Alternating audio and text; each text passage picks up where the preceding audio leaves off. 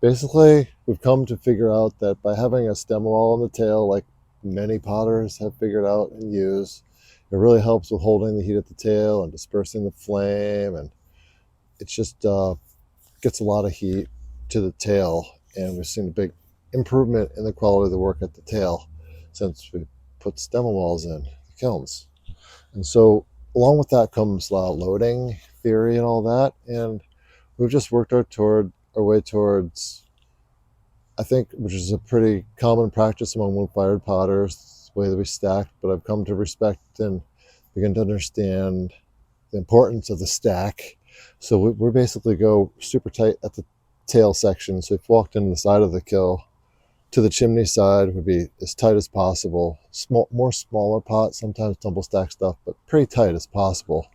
Then to the right in the firebox, we found that we could load a fair amount of work in there, like larger pieces in the back corners of the firebox. Works fine, and in the back center. Doesn't affect the firebox's ability to generate heat and all that. So that's loaded. And then on the section just right at the firebox, I found that the tallest post there, like a lot of potters do, pots on their side, all that.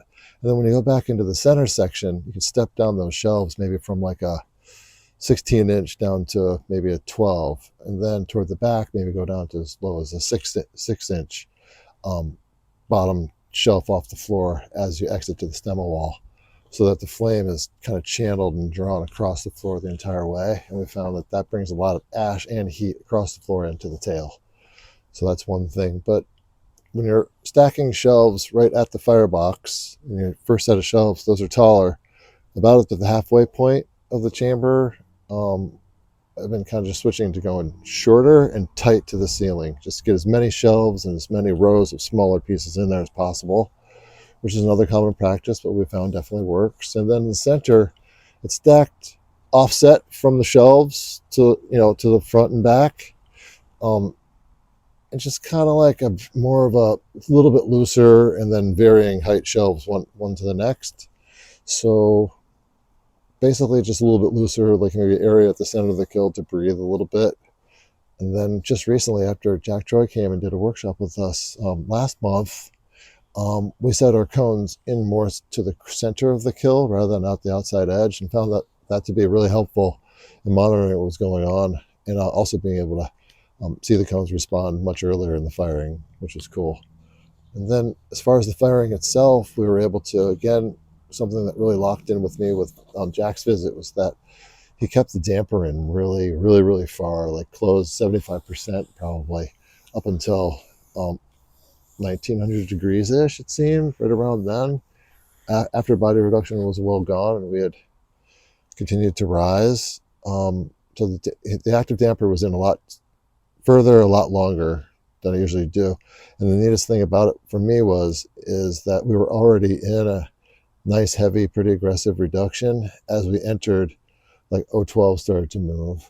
So we were basically already where we wanted to be when we got there, which was nice because there wasn't any anxiety related to when 012 moves and it flying by it or anything like that, right?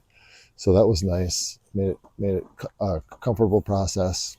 And then we had Riley and David and Sophie ran the kiln for a couple of days after we got past body reduction, and kept the kiln pretty heavy reduction, and the damper was in enough that it created a nice back pressure while we got steady heat gain. And then once we were up around 2150 for about a day, we opened up the active damper completely and pulled all the passives in the tail. And at that point, the kiln basically just was able to maintain the same back pressure, but stop consuming wood as heavily. And we were able to maintain and just slowly gain from that point on to the end of the firing, until in the end we were up in a 2300 range at the center of the kill for at least about the last 12 hours or so.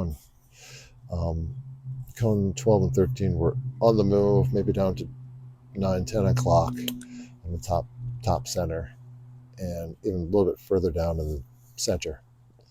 So when we finished off, basically just we let the firebox burn down and got the kill as hot as we could could. This time the core was at 2360.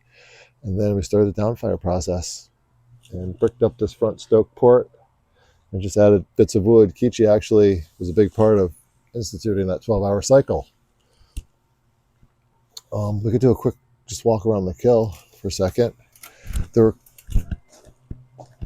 One of the improvements to this stoke opening is that the opening is flared. Once you get 4.5 inches in, the opening opens up, so it flares. It's kind of that shape for stoking, so you can access a lot of the firebox but not have as much exposure to the outside.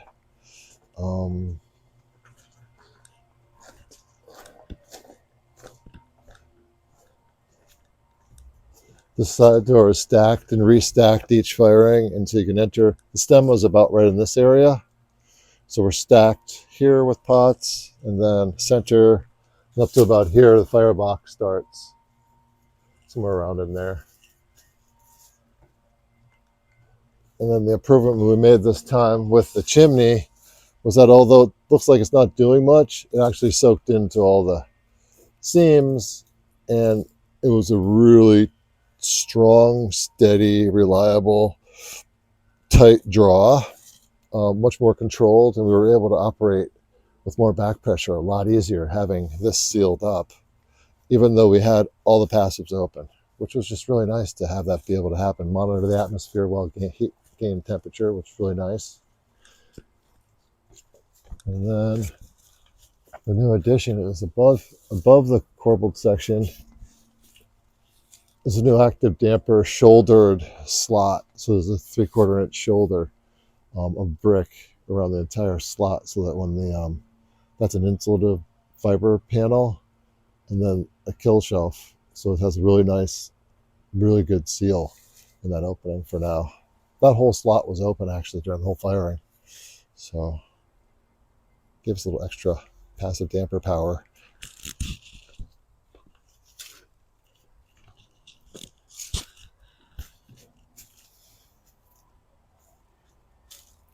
That's the gist of it. The only other thing about the project is that I see kills as being like they are a creative thing. They're an object, they're an instrument, they're a tool. And then the kill shed that goes along with it can be a part of the whole creative act of building a kill. So we're in New England and we're using wood that I milled these posts. Those are black locust posts from a log, milled from logs here on site. And then a local mill cut these longer, I'm not sure, they're 18 or 19 foot beams here. And it's in sort of like a Japanese contemporary Yankee design, you know. It's because there's like,